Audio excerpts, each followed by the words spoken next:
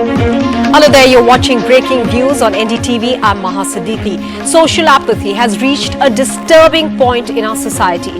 Here's what we witnessed today, a sight that will send a shiver down your spine and make you ask yourself, what kind of society have we turned into? A very disconcerting video emerged today from Kannauj in Uttar Pradesh of a 13-year-old girl writhing in pain, trying desperately to reach out for help with her blood-soaked arms. But what do we see around her? Not a single hand held out to help her, but a group of emotionless men standing around her, filming her on their phones. In the 25-second video, voices discuss whether the police has been alerted, but there's no attempt to help the girl. A second video, which also went viral, showed a policeman later on running to an auto rickshaw with the injured girl in his arms. The manner in which this girl was lying in a pool of blood, and she had multiple injuries as well, was evident as she was lying there seeking help. Her family says that they suspect that she may have been sexually assaulted. This 13-year-old girl had gone out to buy a piggy bank for herself on Sunday but did not return home, after which her family members started searching for her. She reappeared lying injured, but it took the police to come and rescue her as the onlookers were more busy capturing the gruesome incident on their smartphones rather than helping her. What explains this apathy, this numbing of our senses and emotions? That's our discussion on Breaking Views tonight. Let me now immediately go across to our guests who are joining us here on the show. Brinda Adige, social activist as well as a women's rights activist. Dr. Ranjana Kumari, social activist, writer and academic director, Center for Social Research, chairperson of Women's. Vikram Singh, former DGP Uttar Pradesh, is also with us here on the show. Brinda Adige, coming first to you. Is it just lack of empathy or something even worse as we see the rush to make videos of a bruised young girl? Yes, you rightly put it.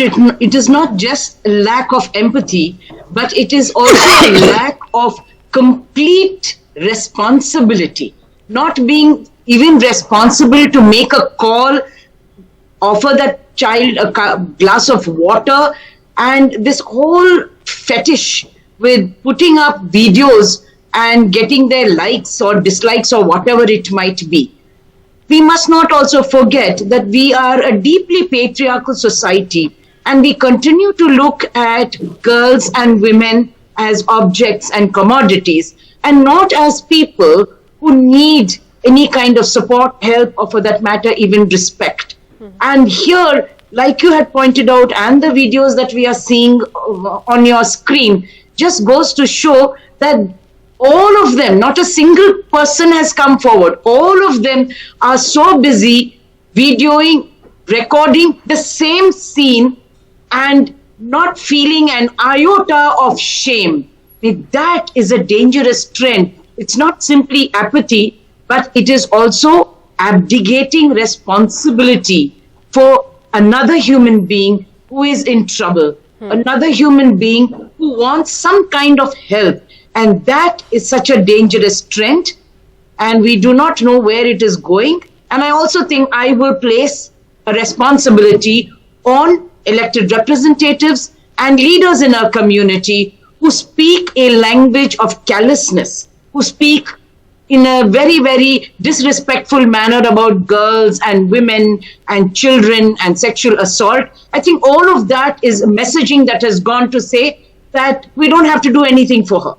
We are not responsible for her, and nobody is going to question us. And I think it is time that we bring in a law to punish bystanders who do these kind of things and not help the person. So let me bring in the former DGP over here, Vikram Singh. Is that possible? Maha, I don't think, I'm very optimistic by temperament, but I think it's a very, very tall order and being unusually and unrealistically optimistic.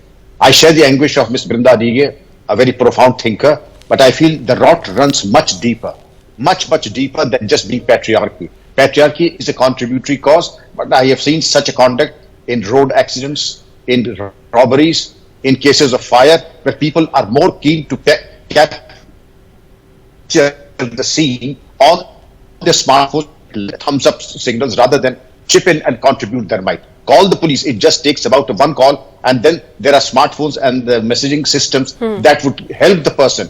And the first 30 minutes are extremely critical. And in this case, I would compliment the police for rushing to the spot. He may have transgressed the law that it's only a women police officer who should have, but yes, he did not care for that. Giving proper aid is the first responsibility, and he did that. And mark my words, I'll personally phone the SP Gursahaiganj and Kannauj to reward this officer, because what he did was on the call of duty. But the people also need to be cautioned. We are conscious of our constitutional rights, but there are constitutional duties also. They have failed this child, and they have failed in their constitutional obligations. And does the law or the constitution have to teach you something that is so inherently part of our emotional system, responding to a situation of this nature when you're seeing somebody lying in pain?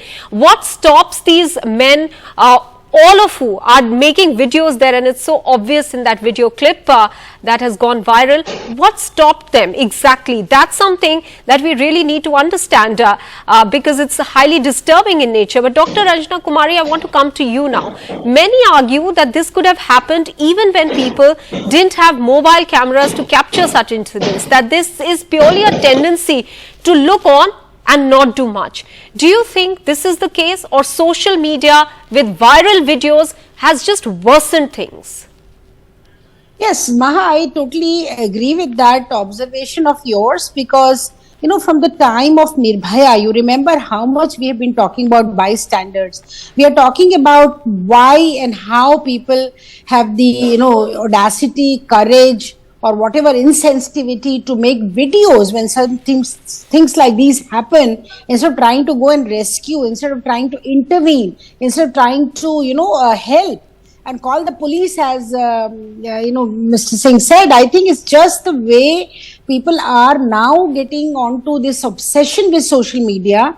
And what purpose does it serve anyway? I mean, after the crime has been committed, the victim may die if they don't intervene. They know that a life is at stake. You remember that little boy who was pushed, Dalit boy who was pushed in the well, and he's hanging there and people are making his videos. Similarly for this young kid, I mean, like, they just want to show to the world what, I mean, is this courage? I think it's high time, and police did what they had to do. And this time we should appreciate what police did, because they immediately came in, they took action, they tried to save her life.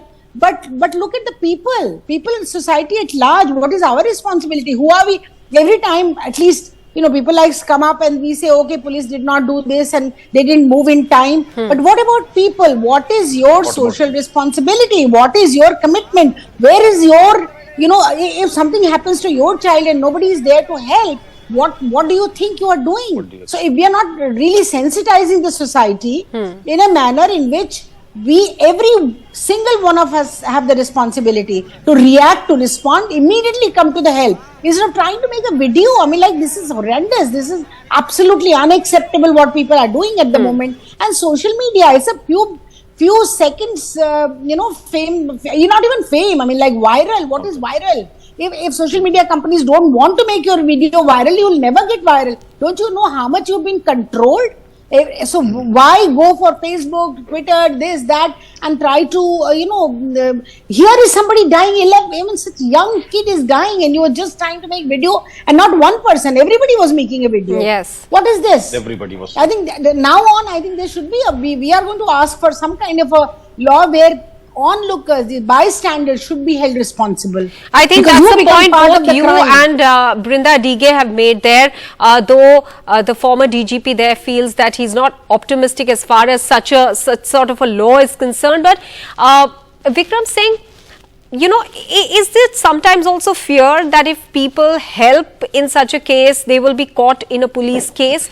We know that for accident cases specifically, the Supreme Court has had to reiterate several times over that those who help will not be harassed by the police. But it's taken time for the society to change and now react to accident cases. Does this apply in such cases that we have seen today? You're very true. Your observations are very correct, and the conclusions would vary. I would say that the subculture of being apprehensive about the police conduct has not died down. In spite of the Supreme Court's multiple interventions, the concept of the Good Samaritan, we still have a scare about the police intervention. Although rushing the accident victims in the golden hour, the Supreme Court guidelines are there. In any such case, the proper and positive interventions are always welcome. But I have seen the most highly educated of people turning a blind eye to road accidents where just the timely intervention would save multiple lives, no action on their part. Firstly, what to intervene in a case which does not appear to be something that doesn't concern them. Why it doesn't concern me, therefore let us get out of here. The three words are let us get out of here. The concept is not only the people who are uneducated. In fact, to the contrary, I feel that those who are not so highly well placed in life monetarily and education wise are the first responders, and I salute them for that. But those who are perhaps much better positioned, they are the ones perhaps to make the quick exit from the scene of incident, either of accident or of crime or such cry of help.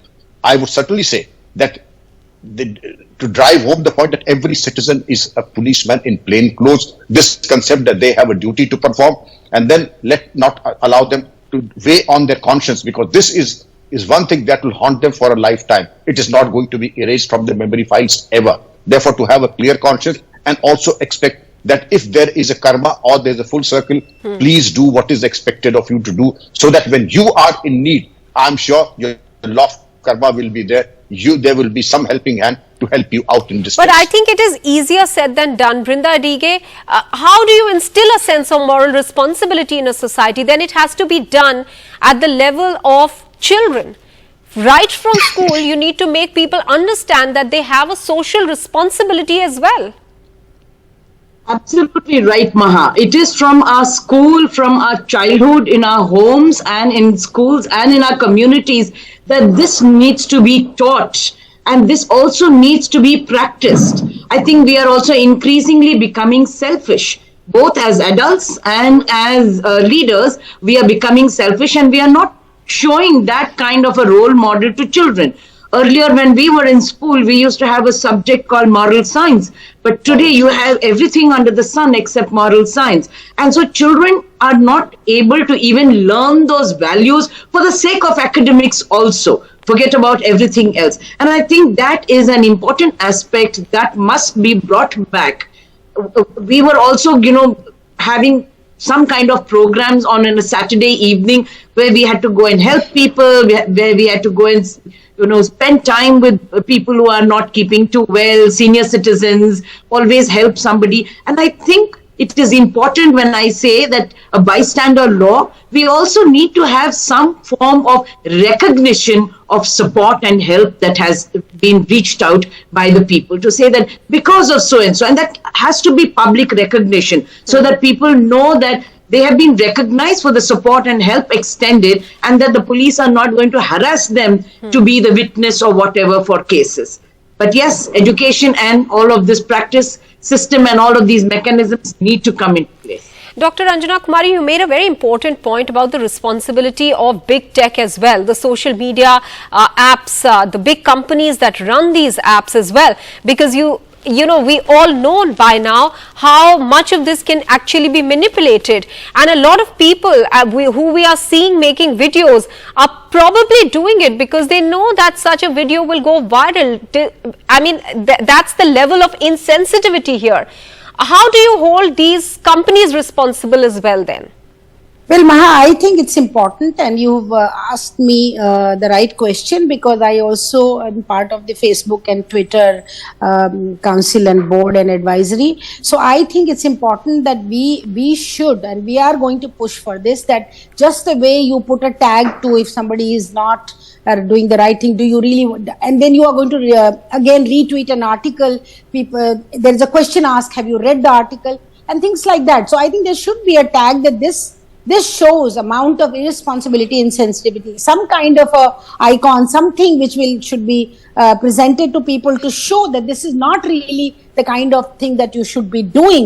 And secondly, I really want, I like Brinda's suggestion that look, and also Vikram Singh's suggestion that look, recognize such people. You have so many, this Rotarians, this, that, and so many clubs and so many people's organizations, the, committees which are part of the residential welfare association and things like that. I think we should recognize such people.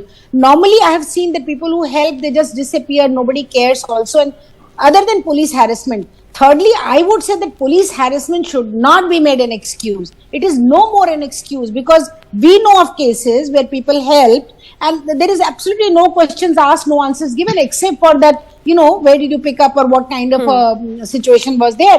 That much you can explain to the police, and police is not going to follow you and harass you and frame you into anything. So I think that's something we are lacking. We are lacking in our own social responsibility and morality. And I think starting from home, it has to come from home. School, of course, whatever. School is teaching children about not throwing plastics. School is teaching children about not, using firecrackers, so many things. And children are really showing that responsibility. They are really coming forward. Similarly, we can talk about how much you are responsible for anything. And I think somehow social media has taken up in the village areas a lot. And they are, I see this, so many Dalit people's cases where girl was molested, Dalit young man was beaten up, and all that, and they just sit and stand there and record. How can you even have the conscience to stand there and record and not do anything about it? How can anybody do that? I think as a society, we have to reflect within, and also as a social media companies, they must stop this viral business for such kind of videos. It has to they be. Must stop it, and let's all take up that matter and really discuss it seriously and write to them and start saying that this is unacceptable. Absolutely. And this disturbing video just brings us to that conclusion that there are several agencies which have the onus of, in fact, being able to bring us to a situation where we don't witness this kind of scene anymore. Many thanks, Brinda Dige, Dr. Ranjana Kumari and Vikram Singh for joining us here on this discussion. Let's move on now. For many globally and even more in India, the world came to a virtual halt as the popular messaging app WhatsApp witnessed an outage for a few hours. Meta released a statement an hour into the outage saying that they were fixing the problem. What exactly happened and how big was the crisis of communication during the outage? More in this report. Millions of people all over the world heaved a sigh of relief as WhatsApp resumed services after a nearly 2-hour-long global outage, the longest global one yet, and the most major disruption of services since last year. According to real-time monitor Down Detector, the outage peaked at 12:30 p.m. Indian time with over 10,000 complaints from India alone. Most reports were about messages not going through, while others reported server disconnection and the app crashing altogether. Many took to other social media platforms like Twitter to share their frustration in the form of memes. WhatsApp, which has about 2 billion active users worldwide, is owned by Meta, which issued a statement saying it was working on the problem and said it fixed the issue soon after. The problem appeared to be a technical glitch at their end. WhatsApp is a critical platform for personal users and businesses alike. The last time it was disrupted was last year in October when the platform went offline for a staggering 6 hours along with other Meta subsidiaries like Instagram and Facebook. This time too it triggered panic among users but fortunately was restored soon after. Nayantara Singh for NDTV. This WhatsApp weakness. Let's discuss this with our guest, Dhirendra Kumar, founder and chief executive, Value Research, Sanchita Mukherjee, economic observer and senior financial services professional. Dhirendra Kumar, coming first to you, what's the level of dependence of people, especially in India, to WhatsApp? Because anecdotally, we talk about how WhatsApp sways opinion, but can its influence be gauged by the helplessness people felt today as the app crashed briefly? Oh, absolutely. Any device or any app on which 1/4 of the humanity depends, that has become the mode of communication. It's no longer a text messaging system. It is used for calling, and it is you also, it is increasingly getting integrated in the business processes. You would have seen a lot of business services mounted on WhatsApp. So, and it has, it's a great advancement. So, if it comes to a standstill, it is like, the pipeline getting choked. Sanchita, how has Meta been able to capture the Indian market specifically in such a huge manner? I mean, there are other social messaging apps as well, but WhatsApp seems to be by far one of the most popular in India.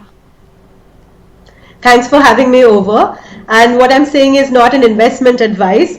However, this is a very good question, which I would like to address in this manner. For Meta, which is the family of apps, WhatsApp being one of them, Instagram, Facebook, India is the largest market. And tier 2, tier 3 cities are in fact possibly over 50% of the users of these family of apps, be it from digital advertising to hosting smaller businesses to spending. It is all done through this family of apps, which is your Meta. So Meta's plans for India is actually huge and significantly stated as per their CEO as well. This outage, I believe, has affected close to, I was reading media reports, 28,000 users in India and almost 67,000 in UK and 4,000 in Hong Kong. The last year when this kind of a situation had happened, there was a loss of $160 billion of revenue to the world. Okay, Dhirendra, but there are other apps like Telegram, which are say more popular in countries like Central Asia and Russia. Then what exactly explains particularly WhatsApp's popularity in India? No, that is so true of any technology first mover advantage. The winner takes it all because the network effect kicks in. If I have WhatsApp and most people have WhatsApp, then you having Telegram doesn't help. So unless somebody else has too. And these are closed systems, so to say. You can't send a message. They are not open system the way our telecom systems work, that you have a Jio connection, I have a Airtel connection, and I can send you a text from here. If I have to send a message on WhatsApp, you should have WhatsApp too. And when that, in India they were the first mover before it became part of Facebook. And once they achieved a threshold scale, then then it is winner takes it all. Sanchita, now despite privacy concerns regarding Meta, why does the large amount of population rely on this social media platform? Is privacy not a concern then for a large population in India? I quite agree with Dhirendra ji when he said 1A is the sheer population size and the penetration to tier 2 and tier 3 cities. And the fact is, when you're trying to conduct, say, business or chatting or personal use or advertising, I think much more than the privacy concern would be the depth of penetration. WhatsApp obviously had a first mover's advantage in that. So now that this space is maturing, we may expect other players, but having said that, the penetration by other players have just simply not happened because the reach isn't there with them. Meta has actually very intelligently aggregated by acquiring Facebook and then Instagram and then now the virtual reality. So the family of apps is a huge advantage that they have. Dhirendra, would you concur with Sanchita that privacy is a secondary concern, probably not a concern for some at all? In fact, when it comes to, unless you are into some criminal activity, privacy is not much of a concern with WhatsApp. Facebook, yes, it is a concern because the Facebook succeeds on user information and targeting ads, and which is way too customized. Likewise, Instagram is evolving as a very useful platform for marketeers, which is once again thriving on users profiling. But in case of WhatsApp, unless you have something to worry about or your questionable activities, I think it's a reasonably secure network, and it's mostly used for one-to-one communication. But a lot of, Sanchita, businesses also depend on WhatsApp now, as our report pointed out. Has that expanded their base? Yes, most definitely, absolutely. And what was rightly pointed out by Dhirendraji, for you to use WhatsApp, you would need another person on WhatsApp, right? That two-way level of communication needs to be there. The other competition does not seem to have that many users. So in today's date, say for example, even if I want to use Signal, right? Whom do I chat with on Signal? Or because there's nobody else there, right? So things like that. So WhatsApp has been widely adopted for personal business uses, advertising, all of that, because of its sheer first movers advantage and the penetration that it has had. All right. Sanchita and Dhirendra, both of you, many thanks for joining us here on this discussion. With that, we're taking a very quick break. News and updates will continue. Stay with us.